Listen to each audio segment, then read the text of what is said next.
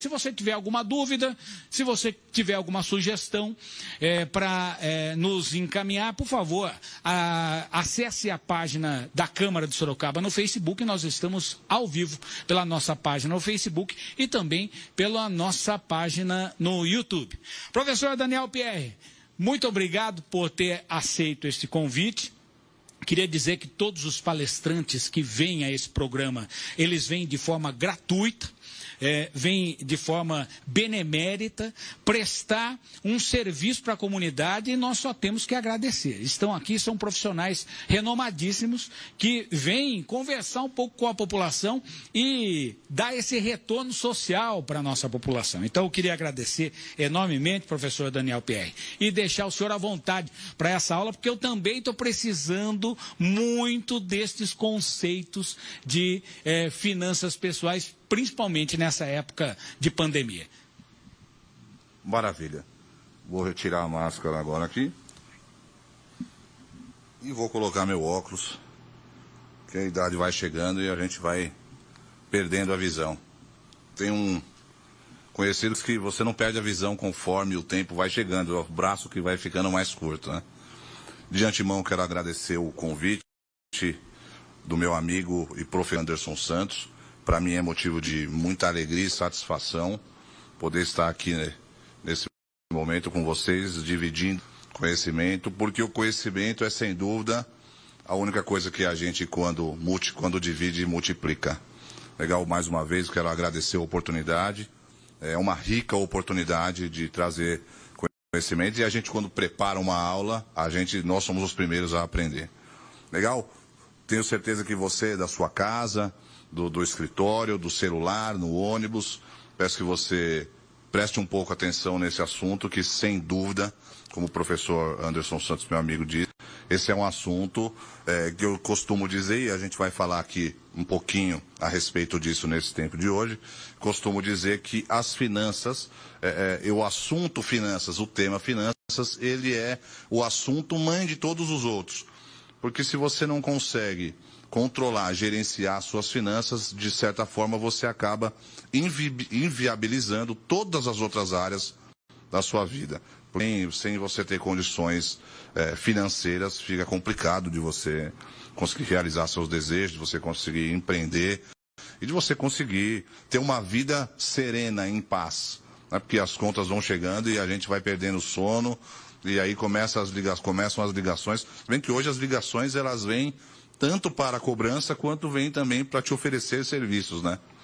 Legal? Então eu vou pedir o auxílio dos meus amigos aqui para a gente colocar no telão aqui um slide e trazer uma frase que diz assim: mesmo o homem mais rico do mundo pode perder tudo conforme ele for gastando o dinheiro sem nenhum critério. Veja bem, vou repetir, mesmo o homem mais rico do mundo, ou seja, aquele que detém a maior quantidade de riqueza, de dinheiro, pode perder tudo se ele for gastando esse dinheiro sem nenhum tipo de critério. A medida da riqueza, ela não é o quanto nós temos de dinheiro guardado de reserva no banco, no exterior. E sim, a medida da riqueza, ela é aferida com a sua capacidade de gerar e aumentar as suas fontes de renda. Perceba, o que significa isso? Você tem muito dinheiro em caixa, você tem muito dinheiro no banco, lógico que essa é um bom indício, né? Você está com bastante dinheiro, mas a medida da riqueza, ela não é medida desta forma. Ela é medida de acordo com a sua capacidade de gerar renda. E aí tem uma frase minha aqui, que eu digo o seguinte, meu amigo Anderson: aquele que já percorreu a estrada até o primeiro milhão, ele nunca mais esquece o caminho. Dá para você chegar, né? Eu estou percorrendo esse caminho, espero que você esteja bem próximo, né, do destino. Mas aquele que conhece o caminho, que já trilhou o caminho, fica muito mais fácil. Você pode ver que dificilmente uma pessoa que empreende com sucesso, que ganha muito dinheiro, dificilmente essa pessoa perde tudo e não volta a montar outros negócios. Inclusive, nós temos várias histórias, pessoas que empreenderam, montaram seus negócios, grandes negócios. Nizanguanais, por exemplo, fundou uma das maiores agências de publicidade, depois saiu, abriu uma outra empresa e a outra empresa dele se transformou na maior concorrente da primeira. Então são pessoas que já conhecem o caminho, não é? E aqui eu vou fazer, no meu direito aqui de conjectura, né, baseado em experiência, eu vou aqui fazer uma reflexão, continuar na minha reflexão e vou dizer assim que se quando você ouviu, vai existir uma aula a respeito de finanças pessoais, se esse tema ele te interessa, te interessou quando você ouviu, é porque você provavelmente se encaixa em um dessas três possibilidades. A primeira delas é que você, neste momento, tem problemas financeiros. E nesse momento, quem não tem problemas financeiros, né, tá? É um momento de extrema dificuldade, um momento de pandemia, é um momento em que praticamente a grande maioria das pessoas se encontra com problemas financeiros. Mas se não é esse o seu caso, maravilha, mas você então não consegue poupar dinheiro. Você tem trabalhado, mas não consegue guardar dinheiro. Você não consegue poupar o dinheiro. E também porque agora, uma terceira opção, porque agora na pandemia você decidiu que você precisa, em caráter de urgência, controlar as suas finanças, passar a controlar as suas finanças. Em todos esses casos, existe uma coisa em comum e eu posso afirmar a você que em todos os casos, o objetivo por trás disso, o desejo por trás disso, é o desejo de enriquecer, de ganhar dinheiro. E aí eu quero fazer aqui uma observação. Não há nada errado em enriquecer, não há nada de errado em ganhar dinheiro, não é? E nessa aula eu quero contribuir com você, possa ter sucesso nisso. Mais uma vez, não há nada de errado em enriquecer, não há nada de errado em ganhar dinheiro. E aí você, de começo aqui, eu quero te trazer 3 reflexões. Eu quero que você entenda 3 coisas. A primeira delas é a seguinte: você precisa entender as leis universais do enriquecimento. Elas existem, quer você queira, quer não. Elas existem independente de você. Se você diz, eu não acredito, legal, elas vão continuar existindo da mesma forma. Então é preciso que você as entenda. E para você ter aqui um exemplo, existem 2 tipos de pessoas que nunca enriquecem. Que são as que não entendem as leis, nunca ouviram falar, e não entenderam, e aquelas que entendem, que tiveram de alguma maneira conhecimento das leis, mas que mesmo assim não as praticam. Segundo ponto, você precisa entender que enriquecer é algo bom. Ganhar dinheiro é bom. Aqui eu quero fazer também uma observação que diz assim, nós brasileiros, nós fomos educados, não fomos educados, fomos mal educados a respeito do dinheiro. Você com certeza já escutou dos seus familiares ou de amigos, não é?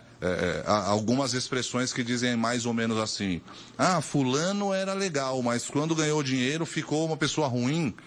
Ciclano não era uma pessoa boa, vinha sempre em casa, mas aí ganhou dinheiro e virou uma má pessoa. Com certeza você já ouviu isso. Às vezes até exemplos dentro da própria casa, em que a família convivia de uma maneira tranquila e o pai, por exemplo, ganhou dinheiro e aí começaram as brigas. Então, as pessoas, nós brasileiros, invariavelmente, somos educados a acreditar que o dinheiro, ele não é algo bom. Outra diferença, nós somos imediatistas e fomos educados a sermos empregados. Vou explicar. Veja um exemplo, comparando com o americano. O americano, se você pergunta para ele quanto você ganha, qual é o seu salário, ele te responde, eu ganho tanto por ano. Ou seja, ele tem uma visão, financeiramente falando, de longo prazo.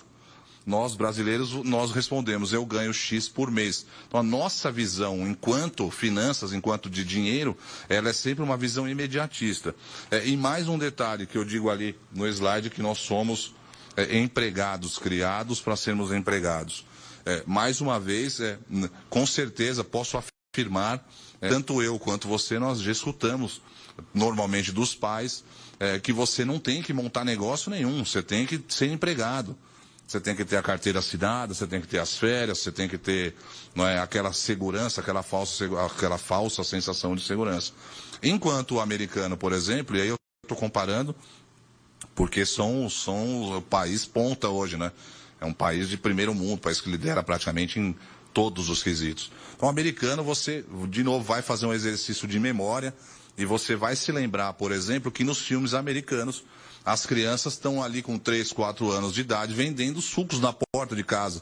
Você vai lembrar de filmes em que nas escolas um rapaz diz para o outro, nossa, você me ajuda com aquela garota? Ele vira e fala $20, $15, $10. Então, a educação americana com relação ao dinheiro, ela é diferente da nossa. E isso explica muita coisa. Nós, por exemplo, é raríssimo que as escolas, e aí eu digo da educação de base, tenham algum tipo de informação para as crianças no sentido de educação financeira. Né? Nós não temos essa facilidade. E, como eu disse, mais uma vez, isso explica muita coisa. O dinheiro, olha só que importante isso. O dinheiro, ele não é algo ruim. O dinheiro, ele é potencializador. Como assim, professor? É o seguinte, se você é uma pessoa boa, o dinheiro vai fazer de você uma pessoa ainda melhor. Mas o dinheiro não fez você uma pessoa boa, você já era uma pessoa boa. Com o dinheiro você vai poder contribuir, você vai poder ajudar outras pessoas, você vai poder fazer uma série de coisas. E se você é uma pessoa ruim, o dinheiro vai fazer de você uma pessoa ruim com o dinheiro, uma pessoa pior ainda. Mas você não deixou de visitar seus familiares porque agora você tem dinheiro, você não passou a ser uma pessoa ruim por causa do dinheiro, entende? O dinheiro não é o ruim, né? O dinheiro não é problema. O problema são as pessoas. E nós precisamos entender isso. Porque se você não pensar de uma maneira positiva em relação a ganhar dinheiro, você muito provavelmente não vai atingir os seus objetivos. E o terceiro, e talvez o mais importante, é que você vai precisar de tempo, persistência e estudo. Sem esses três itens, é praticamente impossível de que você prospere na área financeira. Legal, e passando rapidamente, porque eu disse no slide anterior a respeito das leis do enriquecimento, então eu trouxe aqui as 5 leis rapidamente, só para você ter conhecimento. Isso aqui é um material retirado de um livro chamado O Homem Mais Rico da Babilônia. Vou falar um pouco mais dele também um pouco mais para frente, mas bem rapidamente. Quais são as leis? Lei número 1.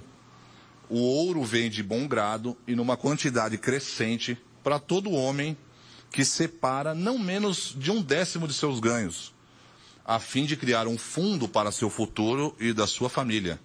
O que ele está falando aí? Poupança, 10%, certo? Traduzindo, o que ele está dizendo? Que o ouro, ele vem de bom grado. E aí entenda o ouro como uma riqueza, como dinheiro, né? Número 2, o ouro trabalha diligente e satisfatoriamente para o homem prudente, que possuindo, encontra para ele um emprego lucrativo, multiplicando como os flocos de algodão no campo. Aqui eu quero trazer uma palavra importante, destacar uma palavra importante, que é a prudência, o homem prudente. Eu estava aqui antes de nós começarmos a aula, conversando com o pessoal aqui, falando a respeito de uma reportagem que eu vi esses dias a respeito de uma profissão moderna, que é o day trade, né?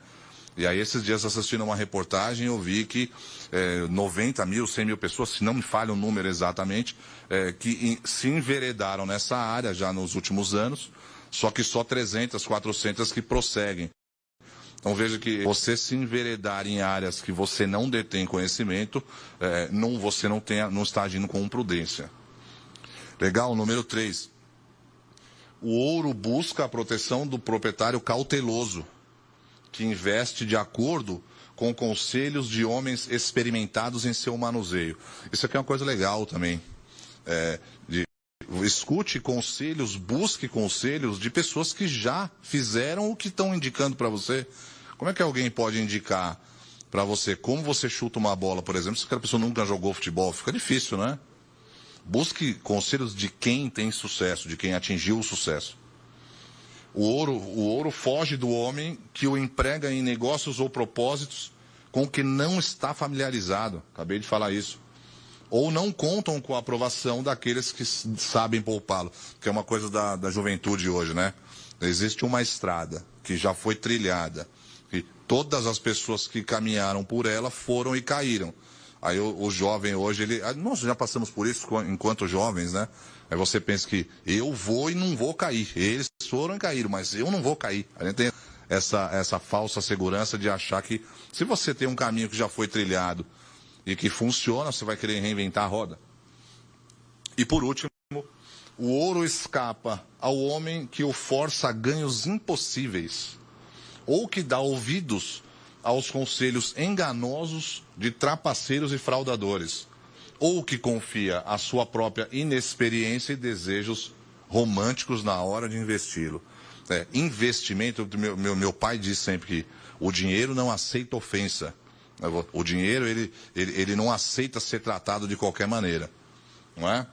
Legal? É só isso, então? Entendi as leis, já sei como é que funcionam. Beleza, fiquei rico, resolvi os meus problemas financeiros? Claro que não. É necessário movimento, é necessário ação. Uma ação é sempre necessária. E aqui eu quero trazer para você uma passagem de um livro do T. Harv Eker, chamado Um Segredo da Mente Milionária. E ele desenvolveu uma expressão que eu quero passar aqui para você aí na sua casa, para ir de onde você estiver assistindo, que diz o seguinte: pensamentos geram sentimentos, que geram ações e que geram resultados. Talvez essa conversa de hoje, talvez essa aula de hoje, ela desperte em você um pensamento positivo. Vamos dizer que esta conversa aqui seja o fato gerador. O que é o fato gerador? Aquilo que, de alguma maneira, mexeu com você, te fez pensar positivamente, falou, pô, você quer saber? Eu vou acreditar no que aquele professor disse. Vou fazer o que ele me recomendou. E este pensamento positivo te traz um sentimento, uma sensação positiva. E aí, o que você faz? Você acorda às 5 da manhã, vai entregar currículo, sai cedo a semana inteira, deixa de procurar emprego 10 horas da noite, e aí você obtém o resultado, você arrumou um emprego. Mas você arrumou um emprego por conta da conversa que você escutou? Você arrumou um emprego por conta você arrumou um emprego porque você pensou positivo, ou você arrumou um emprego porque você correu de manhã e fez tudo? Então, o pensamento positivo, ele é é o fato gerador, mas que sem ação não traz nenhum resultado. Eu digo assim que, fazer uma outra frase minha, né? O fazer o possível é o salário do medíocre. O que é o medíocre? É o médio. O que é o medíocre nos dias de hoje? É aquele funcionário padrão. 8 horas da manhã ele bate o cartão, entra trabalhar. 6 horas da tarde ele bate o cartão novamente e vai embora. O trabalho dele é pegar o copo daqui e pôr ali. Ele pega o copo e coloca. Se você fala para ele, viu, e do lado do copo tem a xícara, pega a xícara. Ele diz, a xícara não é problema meu problema é o copo. Sabe que é o camarada que faz só o que é? Esse é o medíocre. E por que eu digo que fazer o possível é o salário do medíocre? Porque fazer o possível, não tem nada demais nisso. Se eu peço para você, pega aquela máscara para mim, você estica a mão, pega a máscara e me dá, o que foi demais que você fez? Você fez algo que era possível. Agora, se eu te peço, vá na sala ao lado, pega a máscara, e você vai ter que ter um deslocamento, você vai ter que ter um esforço. E aí, então, fazer o possível, mas eu fiz o possível, você não fez nada demais, não é? É possível fazer, é preciso fazer mais. Você vai entender, tenho certeza, por que eu tenho falado tudo isso. Legal, e aí começa aqui uma pergunta. Como você tem cuidado das suas finanças pessoais?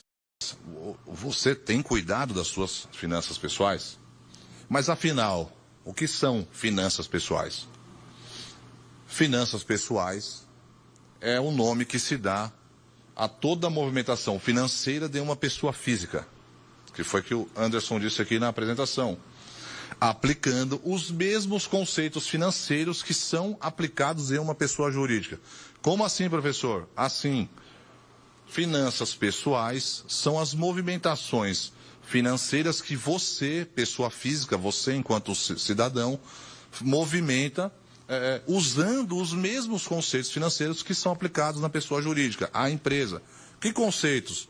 Conceito de entradas, saídas, débitos, créditos, planejamento orçamentário, orçamento, fluxo de caixa, entre outros conceitos que nasceram na pessoa jurídica, nasceram no ambiente de negócios e que se pode e se deve aplicar na sua casa.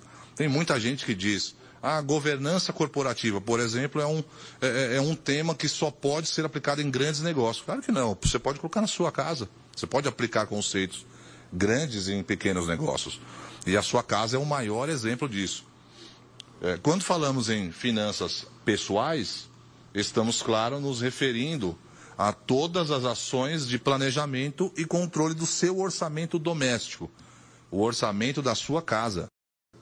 O teu condomínio, o teu plano de saúde, as tuas compras de casa, de alimentos, a escola das crianças, enfim, tudo aquilo que é referente ao seu orçamento doméstico.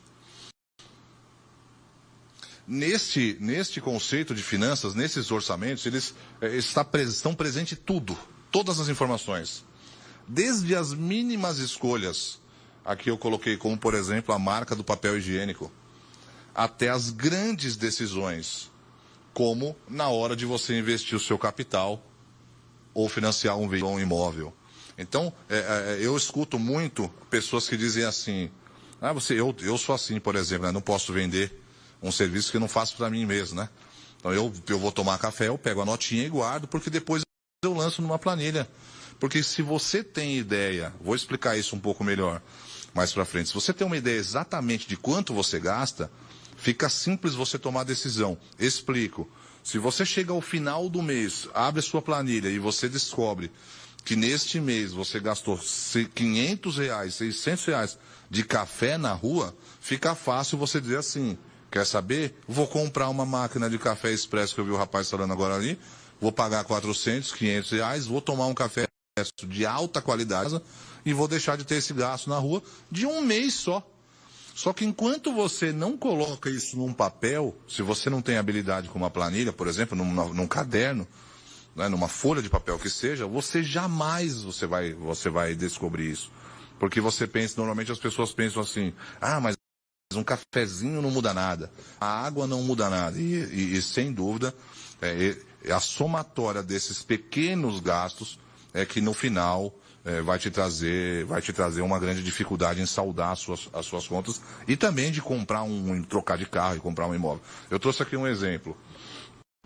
Olha só, vou trocar de carro e preciso pagar R$10.000 para a loja, que eu vou dar meu carro e vou pagar R$10.000 em troca do novo. Eu tenho o dinheiro disponível na minha conta, tá lá. E esse valor não vai fazer nenhuma falta para mim. E aí eu pergunto para você, o que eu faço? Uso esse dinheiro, que está lá na minha conta disponível, ou eu faço um empréstimo? Faço um exercício. Veja, 98% das pessoas pega o dinheiro e paga com o dinheiro que tem na conta. Que me parece, num primeiro momento, parece ser o mais óbvio, né? E aí eu vou explicar uma coisa para você rapidamente aqui, para que você entenda como é que funciona como funcionam as finanças. O que você pode fazer quando você tem o controle e o domínio das finanças pessoais. Olha só, você tem R$10.000 na conta, só que você não tem só os R$10.000. Vamos trazer um exemplo. Você tem um montante muito maior. E você conseguiu, por conta das suas habilidades, você conseguiu uma boa taxa no seu banco. Imagina que você tenha conseguido uma aplicação desses R$10.000 de 3%, 4%. Então, teu dinheiro está lá, R$10.000, você está recebendo do banco, né, um saldo positivo, né, por conta dos seus investimentos de 3%, 4%. E aí você é aposentado, você vai pegar esse dinheiro emprestado e vai pagar 0,2, 0,3, 0,4 de juros. O que vale mais a pena? Você pagar 0,4 por mês e ou você deixar de receber 4, 5% dos investimentos? Entende? Então, se você não tem conhecimento de como as coisas funcionam, é óbvio que as pessoas vão de cara tirar o dinheiro e pagar. Isso é óbvio. Até se você não faz isso, vai aparecer quem diga, nossa, tá vendo? É mão de vaca, é pão duro, né? Tinha um dinheiro lá, foi pegar. Não, é você usar a cabeça. Você usar a cabeça no sentido de que você tem as informações em algum lugar e daí você sabe o que você vai fazer com elas. E ganhar dinheiro e deixar de ganhar dinheiro. Uma outra coisa também muito importante com relação a isso também são operações que você faz para saldar as suas contas. Você está devendo cartão de crédito 15% ao mês, 20% ao mês. que é melhor? Você pagar isso ou você pegar um empréstimo no banco também, que por conta do teu relacionamento você vai pagar 3, 4 e saldar o de 15? Então, se você não tem essa inteligência, se você não tem esses números, a tendência é que você fique sempre perdendo dinheiro. Legal? Então vamos alinhar a expectativa aqui rapidamente. Nessa aula nós vamos tratar os temas relacionados às finanças pessoais, de forma que você conheça os segredos que diferenciam as pessoas que ganham dinheiro das pessoas que não ganham dinheiro. Vou te dar 5 dicas aqui de ouro para você aprender as finanças pessoais. Eu digo que o mundo dos negócios, ele é um mundo, é uma selva, né? Embora quer você acredite ou não, o mundo dos negócios, ele não, eu digo ali, não é um grande colorido arco-íris, né? Mostrar o baú de ouro no final do arco-íris. É um mundo, sinto informá-lo, mas você vai ter de fazer por merecer. Não se trata de não cair, né? Se trata de cair e levantar, cair e levantar, cair e levantar. Anderson escreveu esses dias no Facebook a respeito da que a estrada do sucesso é repleta de pequenos fracassos, sim ou não? O mundo cada vez mais competitivo, maiores são as dificuldades, mas também são maiores as oportunidades. Historicamente, os maiores crescimentos da humanidade são os pós-guerra, onde surgem as maiores oportunidades. Eu digo lá, o mundo dos negócios é uma selva perigosa e você vai estar sempre sozinho, enquanto as grandes corporações estão esperando as suas falhas. Legal? Número 1. A regra número 1, a regra de ouro, gastar menos do que arrecada. O que significa isso, professor? Se você ganha 10, você não pode gastar 11. Não tem como você gastar 12. Se você ganhar 10, você tem que gastar até... Não tem como você gastar mais. Ah, mas isso é óbvio. Mas veja, em um levantamento feito no Brasil, mais de 40% das pessoas ganham mais do que arrecadam. Se esse é teu caso, está na hora de você mudar essa situação. E a melhor forma é controlar os teus gastos. Eu já dei o exemplo aqui do café. Faça uma planilha, se você não tem habilidade com o computador, escreva um caderno, diferencie seus custos. O que são meus custos fixos? O que são custos fixos? Custos fixos são aqueles custos que você vai ter de um jeito ou de outro. Você vai ter independente de qualquer coisa. Aluguel, condomínio. Se você trabalhar ou não, você vai ter que pagar o aluguel. Se você vender ou não, você vai ter que pagar o condomínio. A luz, água, escreve e coloca ali. Porque esses você consegue manobrá-los. Agora, na pandemia, é sabido que muitas imobiliárias, ou para quem tem a facilidade de negociar direto, é sabido que muita gente conseguiu diminuir o seu orçamento de aluguel por conta de uma melhor negociação com o proprietário ou com a imobiliária. Não é? A conta de luz, você pode manobrá-la, diminui um pouco, diminui o banho, em vez de tomar um banho de 2 horas, toma um banho de 1h30 só, né? Vai diminuindo um pouquinho. Né? Esforço passa por diminuir o conforto. Quanto mais a sua capacidade, teoricamente maior o seu conforto. Se você vai estreitando, apertando, infelizmente você vai ter que abrir mão de conforto. Vou vender o carro, vou usar Uber, vou usar o ônibus, vou economizar. É assim que as coisas são, mas é dar um passo para trás para depois dar um outro para frente. Aprenda a economizar dinheiro, por exemplo, com assinaturas. O brasileiro é um dos povos que mais gostam de assinaturas. Veja, net, a TV a cabo, revistas, telefonia. Tem gente que tem assinatura que nunca usou. Ah, mas é R$20. Ah, mas é R$30. R$30 é uma caixa de leite. R$30 é a diferença da luz, é o banho que em vez de 1h30 você vai tomar de 2 horas. Entende? Você cede aqui para ganhar ali. Se você não usa a net, eu uso a net, né, porque é o que eu tenho em casa, mas a TV a cabo, tá pagando R$300, cara, chutando um número. Se você comprar, você de repente pegar só a internet, usa, se você não vê canal nenhum, você só vê a TV aberta. Coloca uma TV digital, entende? É você economizar, mais uma vez. Porque tem gente que pensa assim, infelizmente, mas eu vou ter que vir para trás, caminhar para trás na vida. São meios para os fins. Economize, porque é difícil você saldar suas dívidas, não é? Guardar dinheiro.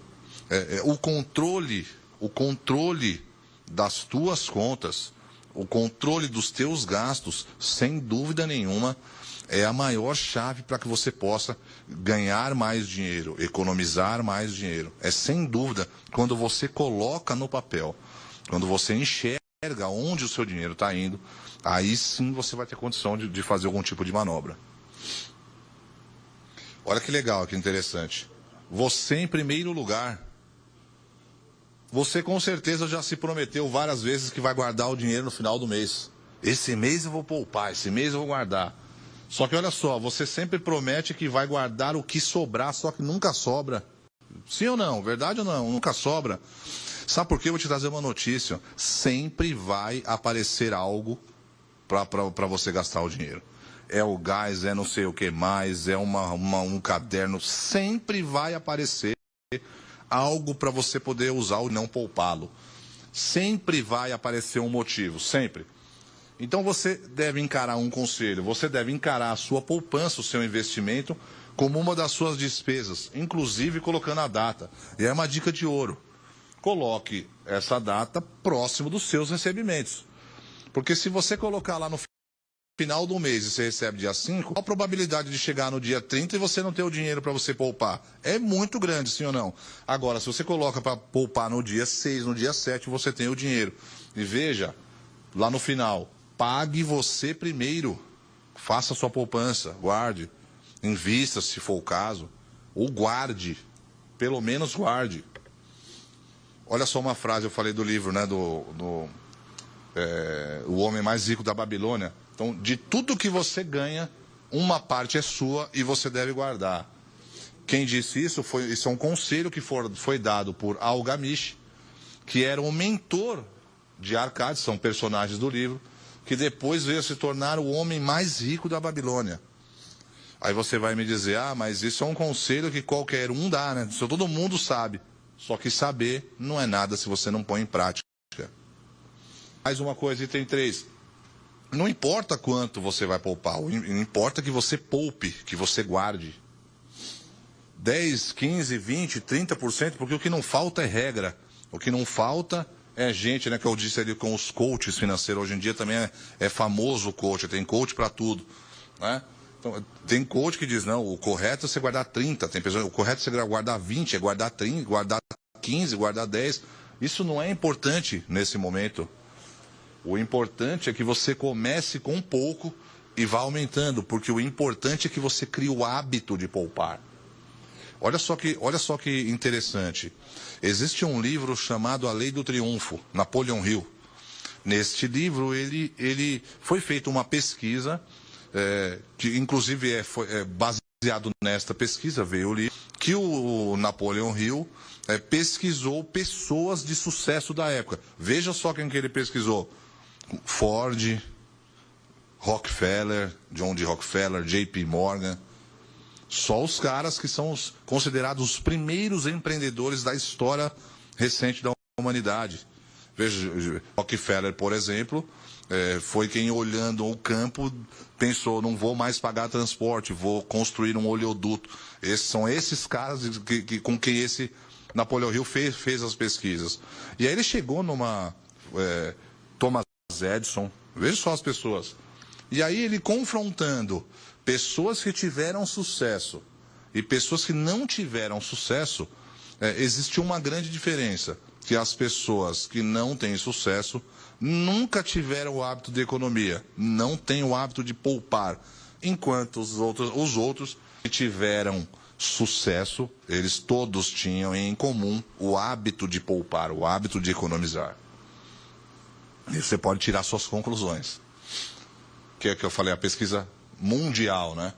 E aí eu te pergunto, eu estou endividado, devo poupar? Se você consegue, se você tem saúde financeira para fazer as duas coisas, sim, pague suas contas e poupe. Mas se neste momento as suas condições não te propiciam que você faça as duas coisas, então priorize pagar as suas dívidas. Priorize quitar as suas dívidas. E o que eu faço com o que eu poupo? olha só, disse aqui, né? Não importa quanto você poupa, o que importa é a frequência. O que você faz com o que você poupa? Você guarda a receita, os lucros, investe, guarda de novo e investe, guarda de novo e investe. Legal que você tenha metas, por exemplo, que aí você tem os meios para os fins. Aí minha meta é trocar de carro, é comprar uma casa, então aí você começa a meta Smart, não sei se vocês já tiveram a oportunidade, tem um canal no YouTube, tem um vídeo lá falando disso, 100% gratuito. Tem um vídeo falando sobre como você fazer as metas, né? De transformar uma meta impossível numa meta possível. Eu quero guardar X de dinheiro por ano. Aí você pensa, mas vou guardar 50 mil reais. 50 mil reais é praticamente impossível. Não lembro aí quando foi que eu terminei o ano com 50 mil com 50 mil reais positivo. Aí você vem dividido, 50 por 12. Dá 6. 6 por mês, não lembro quanto deu. Mas por semana dá 1.500. 1.500 por semana, dá 200 por dia, entende? 200 por dia, aí você parar de fumar, para de comer fora, entende? Você consegue sair de algo aparentemente impossível para algo que com esforço é possível. Assista. Opa, esse. Legal, mais uma coisa, estou terminando, tá, Anderson? Vamos. Aprenda sobre o assunto. Em tudo na vida, quanto mais você estuda, mais você aprende e chance você tem de não cometer erros. Tem uma frase célebre que fala, né? O inteligente é aquele que aprende com os próprios erros, né? O inteligente é aquele que aprende com os erros dos outros, né? Não precisa passar, né? Busque mais conhecimento sobre o assunto. Quanto mais você estudar, mais obtém conhecimento, mais aprimora seus conhecimentos, mais propriedade, mais condição de você ter de discutir e opinar. Que hoje em dia o que não falta é conhecedor de tudo, de coisas, né? Por aí principalmente nas redes sociais. Eu falei, né, no finanças pessoais, talvez seja o tema que você precisa aprender o mais rápido. Porque esse é o tema que governa todos os outros, né? Sua liberdade financeira é algo libertador, potenciador. E como que eu faço isso? Como que eu busco isso? Vai fazer curso.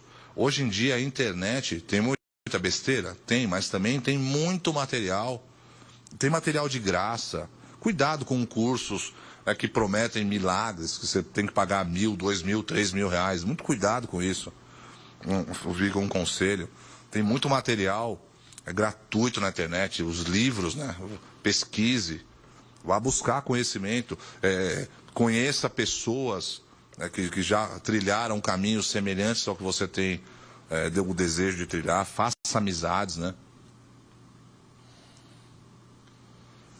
Antônio Hermílio de Moraes disse: não deposite todos os seus ovos na mesma cesta. Nós também brasileiros, falei aqui também no início do nosso bate-papo a respeito vá procurar, né? Você tem que arrumar um emprego. Existe a falsa sensação de segurança quando se está empregado. Não é? E aí você, enquanto empregado, está depositando todos os seus ovos numa cesta só. Tem gente até que pensa, que eu coloquei ali, né? Pensa que são insubstituíveis. Eu trabalho ali, mas já que vão me mandar embora, jamais. Nunca que ninguém sabe fazer nada lá, só quem faz sou eu. É engraçado que até quando o cara essa pessoa tira férias, ela fica esperando alguma ligação, né? Alguém ligar, falou, ninguém liga e o cara fica com medo, né? Eu te falo que são as pessoas que sobrevivem, né? Se não tem sonhos. O que é uma pessoa que sobrevive? Eu brinco, né? O dinheiro, ela recebe dinheiro com uma mão, ela pega e já passa para alguém na outra. Você mora numa casa legal, mas sabe, você só sobrevive, você só passa, né? Você não tem planos maiores, sonhos maiores. Por melhor que você seja, você não é, nunca foi e jamais será insubstituível. Poupar dinheiro enquanto empregado, além de diminuir a sua dependência do emprego, ainda vai te ajudar a ter fontes alternativas. Pense na pandemia, estamos falando de finanças na pandemia. A quantidade de empregos que foram perdidos. Pense a quantidade de pessoas que perderam seus empregos. Imagina se todo mundo tivesse procurando uma recolocação profissional. Como é que a situação está? Está muito pior do que está. Sim ou não?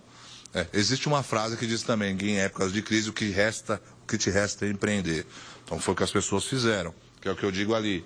Se você mantém uma reserva financeira, existe uma regra, professor, tem que ser de 3 meses, 6 meses? Não, melhor você manter nenhum. Não é? Mantenha uma reserva. Se você fizesse isso na pandemia, por exemplo, isso vai te ajudar não somente a ganhar um fôlego, um respiro para você passar pela pandemia, né, com menos dificuldade, como também, caso você seja demitido, como também te dá a possibilidade de empreender. Hoje em dia, se você tem condições de montar um negócio, beleza, que você não vá num primeiro momento depender daquilo, mas você consegue pelo menos aumentar as suas fontes de receita, que é o que eu digo, de não depositar todas as suas cestas seus ovos em uma única cesta. Você tem fontes diferentes. Aí eu trabalho, minha esposa trabalha, eu vendo bolo, onde eu vou nos meus clientes eu vendo um bolinho, eu dou aula, então você não fica escravo de um só negócio. Legal? Para a gente terminar aqui, eu trouxe 4 dicas de ouro, né? Gaste sempre menos do que você ganha e pelo menos guarde 10% de tudo do que você recebe. Faça boas ideias. Considere conselhos de pessoas que sabem o que estão falando. Hoje em dia é fácil você escutou um camarada falar nas redes sociais. Isso aqui, cara, é fácil você pesquisar quem ele é. Deixa eu ver o currículo desse cara, deixa eu ver o que foi que ele fez. Deixa eu ver quais são, o que de produtivo ele, o que ele falou de positivo, de assuntos que são relevantes. Deixa eu ver quem é essa pessoa. É fácil hoje em dia. Que tem resultados para mostrar. Invista suas economias para que elas rendam frutos e daí reinvista novamente. Faça disso um hábito. Prefira riscos baixos, evite perder dinheiro em operações arriscadas e que você não conhece. Se você não conhece, primeiro você vai estudar. De novo, não seja imediatista. Não, eu quero ganhar dinheiro agora. Veja que tem uma coisa interessante, né, que é o imediatismo. A maior parte dos golpes, pegam as pessoas que querem as coisas na hora, sim ou não? A maior parte, o golpe do bilhete premiado, o golpe de não sei o que lá, de tudo, a maioria pega pessoas buscando facilidades, buscando agora, eu quero hoje. Só que a estrada do hoje, ela não leva a lugar nenhum, quase sempre ela não leva a lugar nenhum. Eu em 41 anos, eu nunca vi ninguém que tenha prosperado e que tenha tido uma vida fácil. Eu nunca vi. Busque conhecimento. Afinal, o sucesso é 10% inspiração para 90% de aqui, ó. Não tem segredo, é transpirar. Einstein disse, né? Insanidade é sempre a mesma coisa, esperando resultados diferentes. E aí, Confúcio, aquilo que eu escuto, eu esqueço. Aquilo que eu vejo, eu lembro, e aquilo que eu faço, eu aprendo. Faça. Você escutou a aula de hoje, prestou atenção, faça, pega um papel, uma caneta, comece amanhã, que é uma outra característica do brasileiro, né? Ele deixa sempre para dias, eu vou começar na segunda, vou começar no dia 1º do mês que vem, né? Você nunca, não, vou começar amanhã, vou começar já, vou começar a fazer isso agora.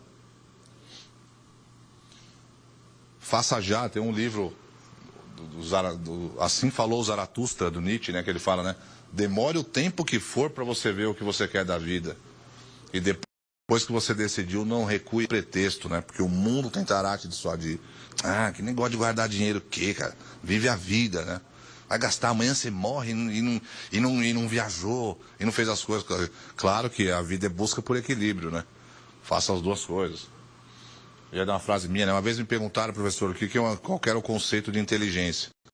O que você acha que é inteligência? E aí me lembro que eu tinha dito que inteligência é a arte de transformar suas habilidades em dinheiro, eu tinha dito. E daí, com o tempo, você vai amadurecendo, né? E eu tirei o dinheiro e coloquei em algo útil. Claro que o que é útil, normalmente, te traz dinheiro, claro. Mas nem sempre. Então, se você foque as suas energias em coisas que você já tem habilidade.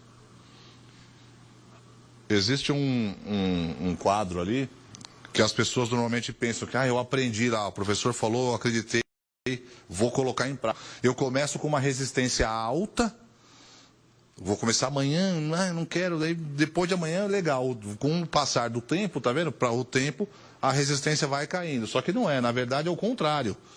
Com o passar do tempo, a resistência aumenta, você precisa persistir, fazer suas controles mesmo. E assim, eu falo por experiência própria. Eu, por exemplo, disse aqui que eu pego os papeizinhos para ir contando e depois eu colocando na minha planilha. Um dia, dois, que você não chegou em casa, pegou o papelzinho e lançou, já era, esse mês já foi, você não faz mais. Não bate mais a conta. Sabe o que é negócio na empresa? E que se você tem na empresa, você tem na sua casa também, que você diz, a conta tem que ficar próxima, não precisa bater. Mas se estiver perto, não, a conta tem que bater. Tem que ser exata, a matemática é exata. Legal? Então insista. Perdão. Sugestões, né? Leia 20 minutos por dia, se é legal, escreva. Vista na sua carreira, encontre um mentor, faça exercícios. Esse eu estou precisando, fazer exercícios. E seja feliz, né? Para terminar aqui, o professor Clóvis de Barros tem uma frase que ele diz, né? Que a felicidade, o que é a felicidade, né? Um momento de felicidade é um momento que você gostaria que ele não acabasse tão cedo, né? Um momento que você desejaria a eternidade, né? Eu espero que esse momento dessa aula de hoje tenha sido um momento dessas de felicidade para vocês, porque foi para mim. Mais uma vez eu agradeço aí a oportunidade, meu amigo Anderson, e me coloco à disposição para qualquer pergunta. Muito bem, nós gostaríamos de agradecer ao professor Daniel Pierre. Mais uma vez quero pedir licença aqui para retirar a máscara, né? Estamos todos muito distantes aqui no plenário, aliás, praticamente sozinhos aqui, o professor a 7 metros de distância. Ou seja, não estamos aglomerados, muito distantes aqui. Professor Daniel Pierre, gostaria de agradecer enormemente esta aula, este momento que o senhor nos brindou aí com estes quesitos e estas explicações especiais. Eu gostaria de fazer duas perguntas para o senhor, que nós ainda temos tempo para essas duas perguntas. E uma é algo que sempre me perguntam também em sala de aula, só que eu não sou da área de finanças. Tenho, obviamente, a minha convicção nesse sentido, mas gostaria de saber do senhor. No Brasil, é muito comum que nós verifiquemos grandes jogadores de futebol, grandes artistas acumularem grandes patrimônios e fortunas. Muito bem. Então vamos focar num jogador de futebol. O jogador de futebol tem lá o seu contrato milionário e compra um terraço no melhor edifício da praia de Copacabana, no Rio de Janeiro. Um dos espaços mais caros do Brasil. Compra um jatinho, porque ele precisa ver os seus amigos lá da Bahia. Então ele compra um jatinho, vai deixar angarado esse jatinho. Compra uma Ferrari, porque ele está podendo comprar uma Ferrari de R$1 e começa a dar suas voltas lá pelo Rio de Janeiro. Estou falando Rio de Janeiro, mas poderia ser qualquer cidade. Eis que esse jogador tem uma contusão, durante 1 ano, 2, não joga, volta, não consegue alcançar o mesmo ritmo e é dispensado e ele perde o seu contrato milionário. Muitas já são as notícias de jogadores de futebol ou artistas que eram poderosíssimos em termos de dinheiro e de patrimônio e, via de regra, depois de um certo tempo, acabaram, como o popular diz, na sarjeta, sem dinheiro, tendo problemas financeiros, dívidas, penhoras e tudo mais. O senhor poderia me dizer como é que essa matemática de uma pessoa ter tudo e depois que acaba um contrato, ou com a TV, ou com o cinema, ou com o clube desportivo, passando um certo período, ela não tem nada? Claro que sim. Muito boa pergunta. E aí vou trazer também para esse rol, artistas e dos jogadores de futebol, vou trazer também os ganhadores da Mega Sena. Porque aí, talvez um ganhador da Mega Sena seja talvez da sua realidade, por exemplo, da nossa realidade. Que o que ganha um jogador de futebol não é da nossa realidade no momento. Mas uma pessoa ganhar na Mega Sena é da minha e da sua realidade. Por que isso acontece? Matemática simples. Porque essas pessoas saem comprando as coisas e elas esquecem dos custos indiretos. O que são os custos indiretos? Esquece esquece que comprando uma mansão no Rio de Janeiro, no condomínio na Barra das Mansões, ele esquece que ele vai precisar pagar o IPTU, ele vai precisar pagar o condomínio, ele vai precisar pagar o piscineiro, o jardineiro. São custos altíssimos. Enquanto você tem a entrada, que eu disse, né, são as receitas, enquanto o dinheiro está entrando, talvez você sinta isso. Mas a partir do momento em que a torneira é fechada, você só tem saída. Você compra uma Ferrari, como disse o professor. Legal, você acha que é só isso? Tem manutenção, você precisa pagar o IPVA, você precisa pagar o seguro. É por isso que a maioria... Existe um cálculo, uma reportagem, se não fala a memória da Veja, de alguns anos atrás, que aproximadamente 70%, 80% das pessoas que ganham na Mega Sena perdem em 1, 2 anos. Por conta de que elas não fazem o cálculo, e aí um planejamento financeiro e finanças pessoais. Estamos falando de custos domésticos, certo? E aí saem comprando coisas e esquecem que essas coisas demandam manutenção. Um seguro, quanto custa um seguro de uma Ferrari? Aí o camarada tem 10 carros desses. Um jatinho, um barco, por exemplo, que é usando o Neymar, agora que tu compra um iate. Você faz ideia quanto custa manter um barco? Só a Marina vai te cobrar 30 mil reais, uma Marina, para você poder manter um barco desse porte. Você usando ou não, passeando ou não, é 20, 30 mil que vai ficar no mês, só porque você colocou lá. Então, se você não tem ideia desses custos indiretos, sem dúvida nenhuma, você caminha a passos largos para voltar à estaca zero. Na verdade, nem a estaca zero, porque a probabilidade de você ficar no negativo devendo, né? Sem dúvida nenhuma. Muito bem, professor. É mais ou menos isso que eu falo para os meus alunos também. Na verdade, a pessoa tem mais passivo do que o ativo. O ativo, como o senhor falou, a torneira fechou, né? O contrato acabou, então o ativo já era. Isso acontece muito também em pequena monta com as pessoas que sonham em ter uma casa na praia, uma chácara. Isso é um passivo, né? É o que o senhor falou. Indo para a praia ou não no inverno, o condomínio, o custo IPTU está lá comendo o patrimônio de quem tem a casa na praia. Da mesma forma, a chácara, né? Muita gente pode manter, que ótimo, mas a gente precisa fazer esse cálculo de ativo-passivo, né, professor? Olha só, tem um exemplo importante também da atualidade. Hoje, você falando de passivo e ativo, hoje existe um fenômeno por conta da pandemia que pessoas de maior quantidade de dinheiro, pessoas que têm mais bens, por exemplo, estão trocando o aluguel, por exemplo, de casas em troca apenas dos custos indiretos. Como assim, professor? O cidadão tem não sei quantos apartamentos e casas de aluguel, só que ele não está... o momento não é pessoas alugarem imóveis que são caros, 10 mil, 5 mil reais de aluguel. Essas pessoas não têm conseguido alugar, só que você tem 1.500 de condomínio, 2 mil reais de condomínio, água, luz. Então, hoje, por conta disso que você está falando, existem muitas pessoas que nem cobram aluguel. Falam, não, vai lá na minha casa, faça a manutenção e pague os custos. Porque aí tudo bem, você não tem entrada, você não tem a receita do aluguel, só que você não tem saída. Vamos combinar que você não tendo as despesas é igual a como se tivesse uma entrada? Realmente. Professor, já estamos no final, no limiar do tempo aqui, temos 1 minuto e 30, e eu quero fazer uma pergunta ainda para o senhor, que na verdade, reforçar uma dica de ouro que o senhor disse, que neste controle de todos os gastos que nós temos. Não é só aqueles que chegam ali na sua residência, mas que chegam na sua residência, mas também aqueles que a gente não dá muita bola. Eu vou dar um exemplo para o senhor. Todo dia eu trago marmita de casa, minha esposa faz o jantar e do jantar ela já prepara a minha marmita do próximo dia. Por quê? Porque eu tenho muito isso, né, comigo de fazer continha.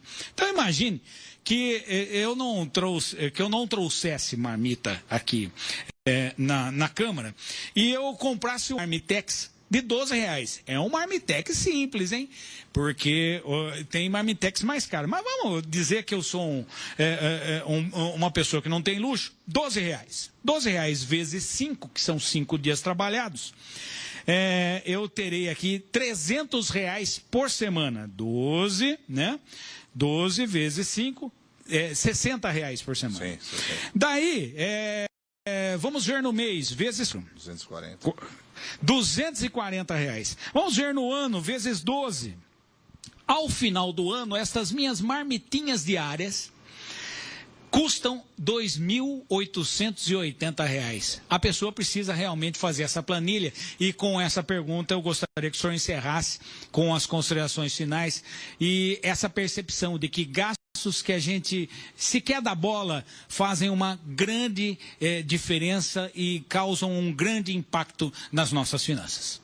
Sem dúvida nenhuma. Esse cálculo que você fez, né, e você fez ainda de uma maneira... com cálculo, com um custo barato de marmita, que hoje em dia está difícil comer com R$12.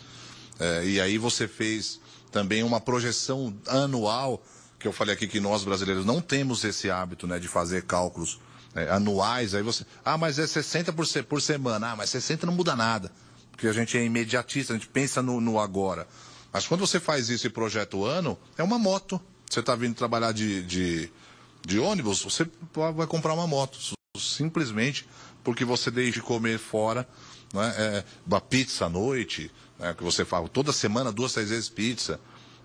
Só que você só vai levar a sério esses gastos quando você colocá-los, organizá-los e você olhar e falar, caramba, é isso mesmo que eu estou gastando. Enquanto você ficar só imaginando, você não vai ter a dimensão do quanto você perde de dinheiro, do quanto você joga de dinheiro fora. Professor Daniel Pierre, considerações finais.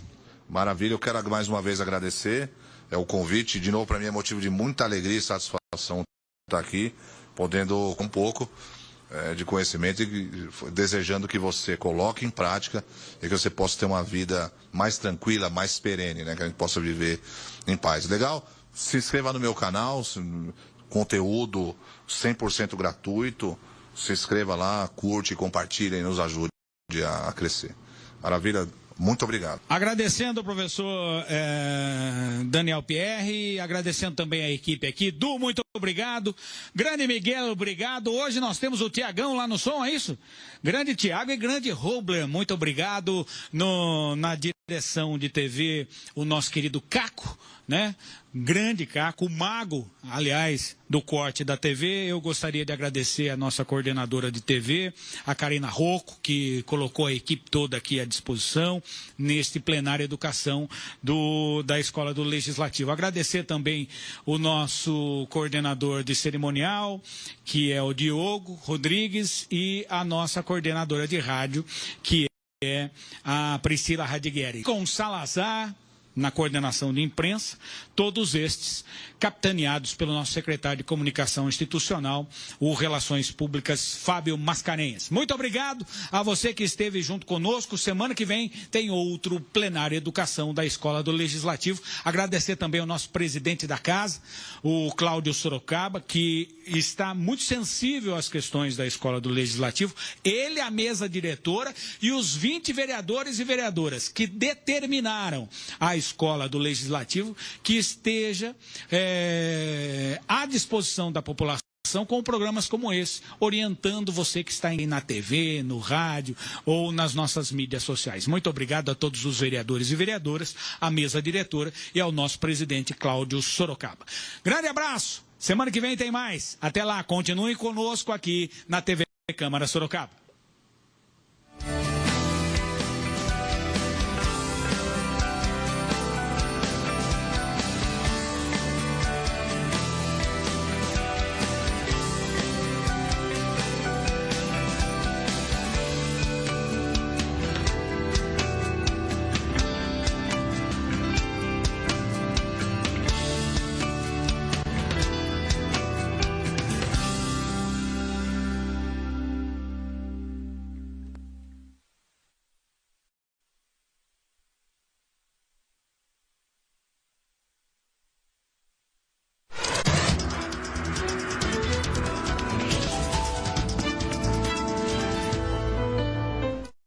Sabe o que imóveis abandonados, lixo acumulado nas